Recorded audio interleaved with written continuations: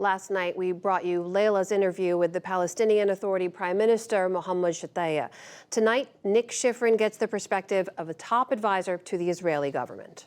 The Biden administration has been pressing Israel to limit Palestinian casualties, have a plan for the future of Gaza, and President Biden confirmed tonight the request of pausing Israel's military operation in order to release hostages. To discuss those requests and the Israeli operation, we turn to Mark Regev, senior advisor to the Israeli Prime Minister and a former Israeli ambassador to the United Kingdom. Thank you very much, Mark Regev. Always a pleasure. Welcome back to the NewsHour. As I said this evening, President Biden confirmed he had asked Prime Minister Netanyahu for pauses in order to release hostages. The Prime Minister has confirmed, quote, tactical little pauses, an hour here, an hour there. But are you willing to consider what the President is requesting, a more significant pause in order to release hostages? Well, as you've said in your question, Nick, and thank you for having me, we're open to pauses. We've done so in the past, and we're willing to do so in the future. Obviously, for example, we had two pairs of hostages that were released, a pair of American women and a pair of elderly Israeli women separately, and they were released in the framework of a local and time-limited pause in operations. We did that also to facilitate the people moving out of harm's way, Gazan civilians moving from the north to the south. We've done it to facilitate the entrance of humanitarian material to the Gaza Strip, food, medicine, water. So we've done it in the past. We can do it in the future. The pause to release those two hostages were to allow the ICRC to physically move them. But this pause request is more detailed than that. Axios' Barak Ravid is reporting the deal on the table is a 3-day pause for 10 to 15 hostages, as well as a list of all 240 hostages. Can you confirm that? I'm not in a position to confirm that. I can tell you that we're willing to do, of course. For us, the number one humanitarian issue is getting hostages out. And so, of course, to do that, we'll be willing to do a pause. That's a given. How far are you willing to go? Well, obviously, it's a number one priority for us. The hostages, 240 people are being held. Of them, 30 children. Of them, a baby 9 months old, infants under the age of 3. It just shows you what we're dealing with, Nick. What sort of barbarians kidnap babies? What sort of barbarians kidnap toddlers? Yes, we're dealing with a very, very dangerous terrorist group who has no qualms whatsoever about kidnapping children. Of course, we saw how many children they killed when they invaded Israel. We're dealing with difficult people. We hope we can get our people out. We believe the military pressure on them at the moment will facilitate and expedite release of hostages. You've said that the military operation, you hope, pressures them to release hostages. Are you also providing any carrots to Hamas to convince them to release hostages? The military pressure, we think, is what needs to be done. There are, of course, in parallel, these talks that Qatar is conducting.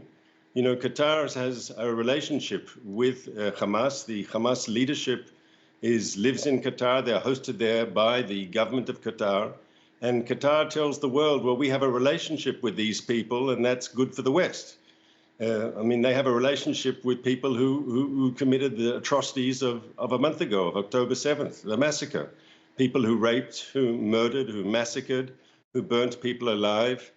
Terrible, terrible things. Now, they are saying, that people of the government of Qatar, they say, well, this relationship serves the interests of the West. Okay, we're waiting to see. Can you leverage your relationship to expedite the release of hostages? Let's see. I hope they succeed. But, we're waiting to see if there are results. And Qatar, of course, is right in the middle of that hostage negotiation, as you say. Let me move you on to the day after the war in Gaza. Yesterday, the Prime Minister told ABC's David Muir that Israel planned, quote, indefinite security control over Gaza. Can you explain that? Does that include controlling any territory inside Gaza? So we're not talking about any sort of long-term Israeli occupation. We have no desire to rule over the people of Gaza. We have no desire to govern the Gaza Strip. You have to make a distinction between political control and security presence. Ultimately, we don't want to defeat Hamas and destroy them just to see another group of terrorists come on and threaten us from the Gaza Strip again. So I think at least at the beginning or following this operation, to prevent resurgent terrorist groups, we will need an Israeli security presence. That doesn't necessarily have to be static. That could be fluid. That could be going in and out as is needed be to deal with possible threats. Ultimately, we want the people of Gaza to govern themselves. Sorry to interrupt, Mark. You just slipped and almost said political presence. Just to confirm, you are not talking about any kind of governance offering Gaza. You are only talking about security presence. Could that include a buffer zone? Yes, I believe there will be a buffer zone. There needs to be after what we've been through, yes. But I think the idea is, look, Hamas has been ruling the Gaza Strip for 16 years. They have produced nothing for the Palestinians of Gaza, nothing but pain, nothing but bloodshed, nothing but suffering, and nothing but impoverishment. Whoever comes after Hamas will be better for Israel because our citizens in the southern part of my country will be able to live without fear of having their children butchered in the middle of the night by terrorists coming from across the frontier.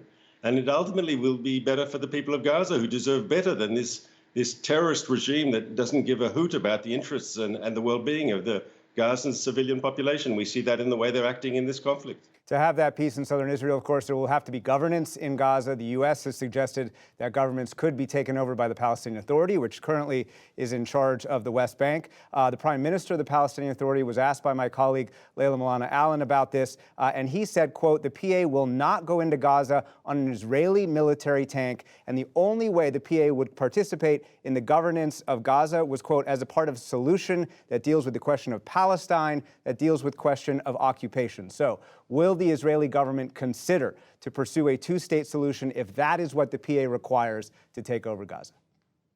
Well, if we were having a discussion about the PA, we're a month after the horrific attacks of October 7th, and the PA has yet to condemn those attacks. And if the PA wants to be considered a partner in peace, one has to ask why they refuse to condemn Hamas's atrocities. Why can't they condemn the rapes, the murders, the beheadings?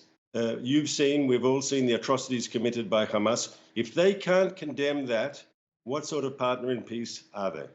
Let me move to the air campaign and the ground campaign in Gaza, and let me show you some video over the last few days, aftermath of an attack in the Jabalia refugee camp. The target was Hamas commanders and a Hamas tunnel under that camp, and when the tunnel collapsed, an entire city block collapsed, an unknown number.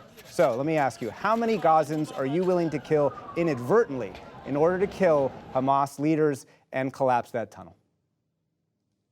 So we've been calling, as you've been reported on the NewsHour, for weeks now. We've been urging Palestinians in the northern Gaza Strip to relocate south because we knew there would be intense fighting in the north, and we asked people, please move out of our danger.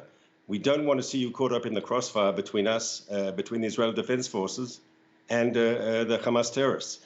And the truth is, the overwhelming majority of the population did move south. They did vote with their feet, and they exited the area. Now, Hamas tried to stop them. Hamas ordered people to stay. Hamas actually created physical barriers and at gunpoint kept people in. But our goal was to get most people out of the combat area to keep them safe, and most of them did leave. But as you know, there's still 200, sorry to interrupt, but there are still 200,000, 300,000 people in northern Gaza. Do you, if Israel could kill one Hamas commander or take out one tunnel and, for example, know that 100 civilians could be killed, would you take that shot? Well, first of all, we don't know that 100 civilians were killed. Yes, let's be clear. We don't know. I saw some of those pictures following the bomb site. They all look like men of military age. And of course, you know that the Hamas terrorists don't wear uniforms. And we have to understand that. It also has to be said, all the information coming out of Gaza is supplied by the Hamas-controlled Ministry of Health. And they're giving out Hamas's numbers, and they have to be taken with a grain of salt. And I even dare say that even the pictures coming out of Gaza are controlled by Hamas. We have not seen, and I challenge you, have we seen a single picture of one Hamas terrorist killed by the Israelis in our strikes? No. They only show you pictures of civilians. So either you can presume we're only killing civilians, which is obviously illogical, or that Hamas is managing to control the pictures. But there are, of course, women and children dying, and I only have about 30 seconds, Mark, so let me just ask this question. Do you worry that Israel is creating a new generation of Palestinians who will join Hamas or whatever comes after with these bombings, or do you worry that these bombings will create more pressure on your campaign before it's finally over, before you can get your goals completed? Nika, I hope that at the end of this operation, first of all, Hamas will be gone, and they will be gone. We'll succeed in doing that. But I think we will have discredited the sort of extremism, the sort of fanaticism, and the sort of barbarism that Hamas has shown. Palestinians need to understand that Hamas is a dead end. Hamas only promises a future of blood and suffering. While the path of cooperation, the path of negotiation, the path of living with Israel in peace, that offers so much more. Yeah. And, the Arab world has opened up to Israel over the last few years in ways like never before. Yeah. We've seen new relationships formed with countries across the Gulf. As you know, just before this crisis, there was talk of Israel and Saudi Arabia normalizing ties. It's time that Palestinians also join the circle of peace. All right, we'll have to finish it there. Mark Regev, Senior Advisor to the Prime Minister of Israel, thank you very much. Thanks for having me.